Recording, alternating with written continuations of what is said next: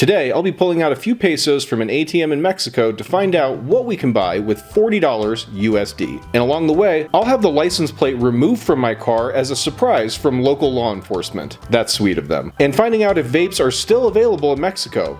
Kinda. And we'll be going to Mercado Ignacio Ramírez, which is a world-famous market, attracting people from all over nearby communities of San Miguel de Allende. Then going to some of our favorite produce markets, and going to an incredible bakery. And even with a favorable currency exchange, $40 might not be as much as you think. And especially with the world in turmoil and everything costing more, there might be some pretty interesting results. And even we aren't sure how far this money will take us, but we're excited to find out. The first place we went to start this off is an ATM machine at a Santander bank to pull out some cash. And after spending some time in Mexico, we figured out a way to save money on what would be a very high transaction fee. Apparently when you use an ATM, they hit you with a small ATM fee, which is unavoidable. But then after that, the machine will give you a really bad conversion rate that you can just simply decline. And if you do that, you'll just get whatever the conversion rate is with your bank, which is going to be a lot less. So always decline the conversion rate and pay a little less every time you pull out cash. After that, we went to a nearby market that sells everything, and I mean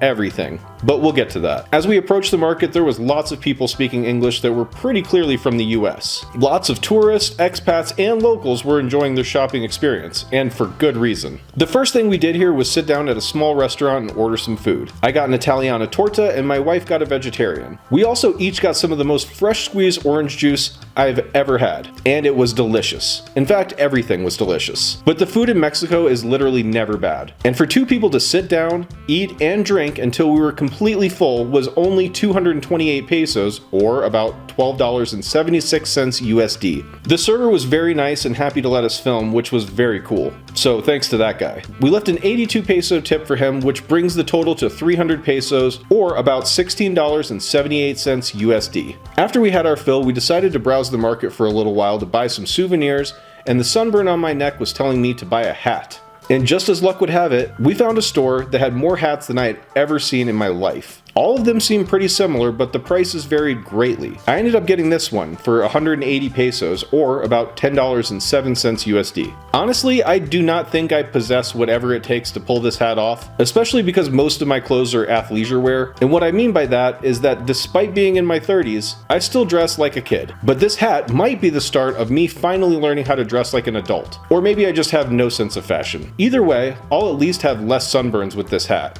And for that, I'm grateful. After that, we headed back to the car, which we thought we had parked in a spot that wouldn't earn us a parking ticket, but we were wrong. So I ended up getting a crash course in how parking tickets work in Mexico. Apparently, in Mexico, they don't always actually give you a parking ticket. Instead, they just take your license plate. As a tourist, that was pretty shocking. I was told by some random parking police officer, when that happens, you go to the municipal palace a few days later and essentially buy it back. Now, like I said, we parked somewhere that we thought would be okay because we parked directly under a sign that said that it would be okay. How foolish of us. Either way, the ticket won't be very expensive, but we'll definitely update you guys here with how that goes when we attempt to get the license plate back.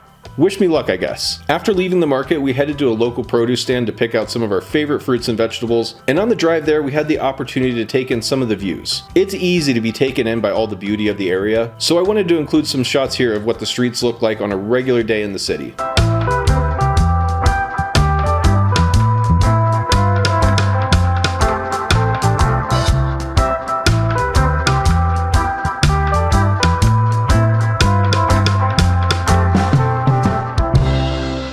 One of the cool things about Mexico are these trees with the purple flowers all over them, and after doing some research, I was able to discover that these trees being here is not just some happy coincidence. This was actually planned out by Mexican leadership in the 1930s. Apparently, they loved the way that Japan had so many cherry blossoms, so they invited a Japanese gardener named Matsumoto to help cultivate the incredible landscape. However, cherry blossoms just simply weren't meant for this climate, so Matsumoto had the idea to use jacarandas. And these trees are native to South America and could flourish in this climate. So we were very surprised to find out much of the landscape in Mexico is actually inspired by Japan and planned by a Japanese man named Matsumoto. But enough about trees, we're trying to get some snacks. So we went to our favorite produce stand to get some fruits and vegetables, and we found everything we needed right here. We ended up leaving with a rather large bag filled with cherries, apples, blueberries, peas, pears, and probably other stuff we'll put in the fridge and forget about until it goes bad. But for a large bag of fruits and vegetables, we only paid 146 pesos, or about $8.17 USD. Next, we went to our favorite local bakery and bought some snacks we definitely won't forget about and let go bad. We bought some donuts and other pastries, and again left with a full bag, but this time it only cost 85 pesos, or $4.76 USD. I'm sure you can see why we like going here. And the lady that runs this bakery is always super nice to us. Honestly, everyone in this town is super nice. I highly recommend visiting. It'll change your life. Now, I'm not exactly sure what the deal is with vapes in Mexico. You can still find them,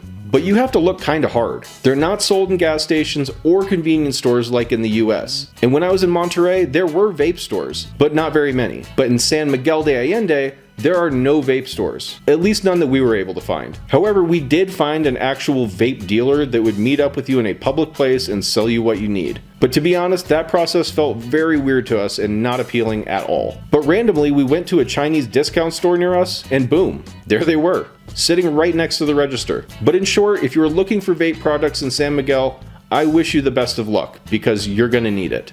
But they do have Zens and all the old forms of nicotine, so you'll survive. Well, actually that's kind of a poor choice of words given the product. But what I mean is, as someone who's used nicotine for most of my life, I can say that if you decide where to visit based on something like that, you are really going to be missing out on something much better. All that aside, the two vapes were 510 pesos, so we're not going to be including that in the total. And speaking of buying things that aren't necessarily good for you, alcohol is much less expensive here. And it's even sold in every grocery store and gas station that you might come across. I mean, it's everywhere. So no more having to make a separate trip to the liquor store just to get whatever you need. And in that way, Mexico is definitely paradise for anyone that likes to have a good time. A bottle of Bacardi is only about 240 pesos, and a 12-pack of beer is somewhere between 150 and 250 pesos, depending on what brand you prefer. I'd say that the main beer I usually see people buying is Tecate, which is really good. This is a national favorite, and I'd say it's kind of like their version of Budweiser, but in my opinion, Tecate is a little bit better. But everyone has their own preference.